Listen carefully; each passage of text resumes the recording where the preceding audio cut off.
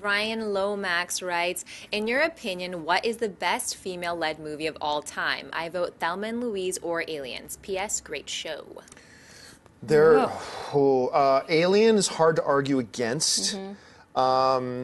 Terminator 2 being led by Sarah Connor, because that's Sarah Connor's film more than the Terminator's film. Misery is a movie that haunts me. That movie haunts me. Let me think about it for a few minutes. Alicia, what pops in the top of your head? Well, yeah, Thelma and Louise definitely is a great duo. I love Alien because of something I've said before, which is Ripley and all the characters actually being written without a gender, which actually made them really interesting. I thought the same of Edge of Tomorrow, that Emily Blunt's character is genderless, and that makes her really cool and strong warrior. And I love the comedies like The Heat, of Bridesmaids. Yeah, love that and Carrie movie. with Sissy Spacek. Yeah, there's been so many.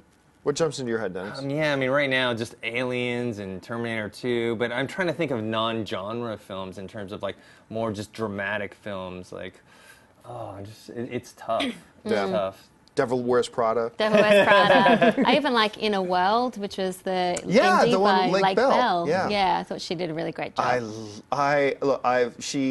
Lake Bell is actually one of my Hollywood crushes. Yeah. I love Lake Bell. Me too. I've got a girl really, crush. really do. All right, what's next? Okay, Brian Harris writes, what are some movies you saw that were great in theater but hard to finish at home? For me, it's Avengers. I can watch that movie at home 50 times. Wow. I mean, I've had a few movies that I've watched in theater that I didn't like that then later I watched again and thought, why didn't I like this? But movies that I really liked in theater that later I didn't, I can't think of any. I know I have some, but I just can't think of them off the top of my head. What about you guys? I think it's probably like the big biopics or the big war epics that are great to see in cinema, and they come on screen or you look at them on Netflix and you think, yeah, it's just a bit hard work, really. Can't really watch that right now. Just go for something easy. I don't know about movies like so much that I liked and then ended up disliking when I saw them again. But I've seen movies where I thought were fantastic, and then maybe later when I saw them again, I'm like, oh, they weren't as great as I thought they were. And one of those was, and everyone loves this movie, is Forrest Gump. Forrest Gump I thought was so great when the first time I saw it, but after a few more viewings, I'm like, okay, it's still good, but it's not as good as I thought it was. I've got one that's almost identical to that. But I think it's more the nature of the movie. It was Borat for me. Because the first time I saw Borat, not only because of how funny it was, but I thought as a commentary on society and our culture, really Borat is incredibly intelligent in the sense and the way it holds up a mirror to us, and we actually see the ridiculousness within ourselves. And I came out and I was blown away by it. And I kid you not, the first time I saw the movie, I gave that movie a 10. I've only given like 7 10s in my life, and I gave that movie a 10. And then I watched it again, and I just think it's the nature of that movie. I didn't nearly have the same experience with it. So I revoked my 10 from it, but that's just more than me. Yeah. And I think even recently, Anchorman 2, I really enjoyed when I saw it in cinemas, and then re-watching it, I'm like, oh yeah, there's a lot of problems here. It was a step back from the first one. I liked it still, but it was a step back from the first one. All right, what else we got? Ariel Noel writes, any news on the Mark Wahlberg and Jennifer Lopez film Cocaine Cowboys? I actually haven't heard anything about it in ages. No, they just did a sequel to the documentary.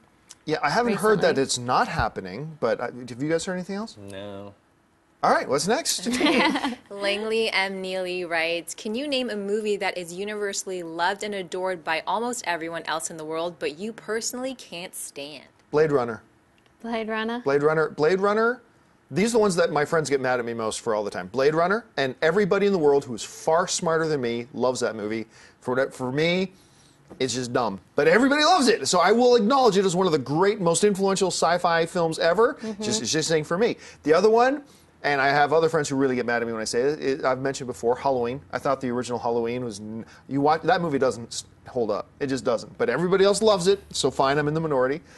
And I want to be careful here. It's not that I don't think this movie isn't really, really good, but I do not see how it is put on the pedestal that it is, which is Citizen Kane.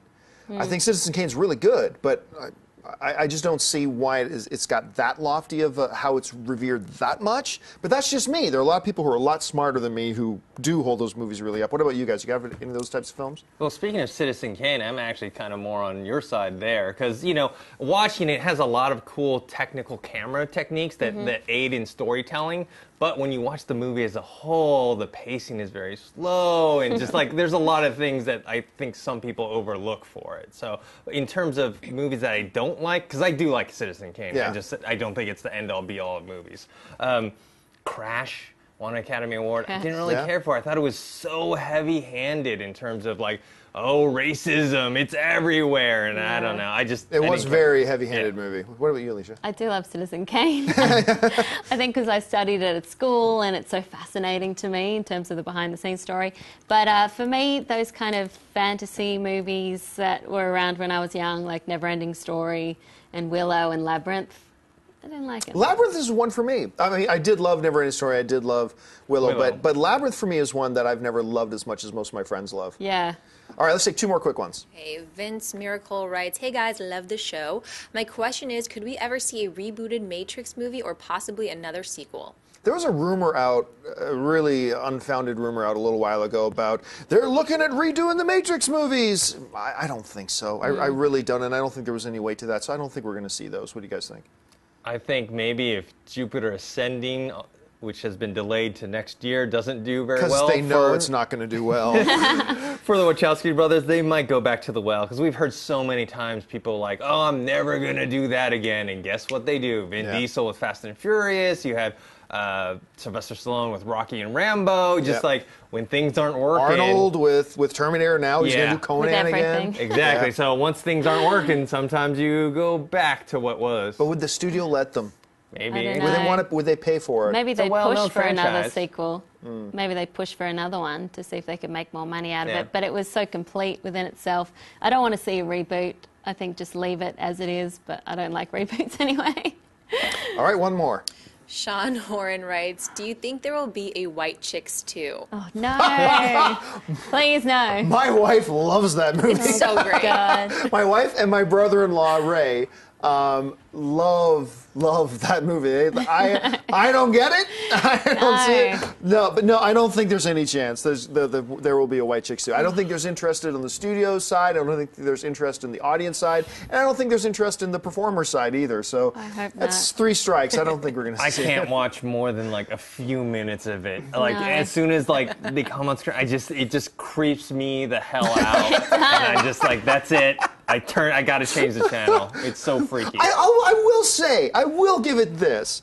It's got its moments. Like, it's got its moments. Well, that's all I can say. I don't know. Did they kind of do a splash of White Chicks 2 in Amazing Spider-Man 2 with Electro? Does a bit like it, but I hate the Wayne brothers movies. I respect them as people, but all their films are just cringeworthy, and they're another ones that I just don't get that a lot of people love.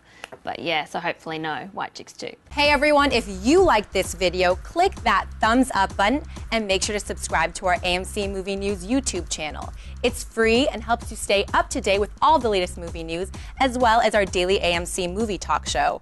Also, make sure that you follow us on Facebook and Twitter to stay up to date with all of our special promotions, contests, and prize giveaways.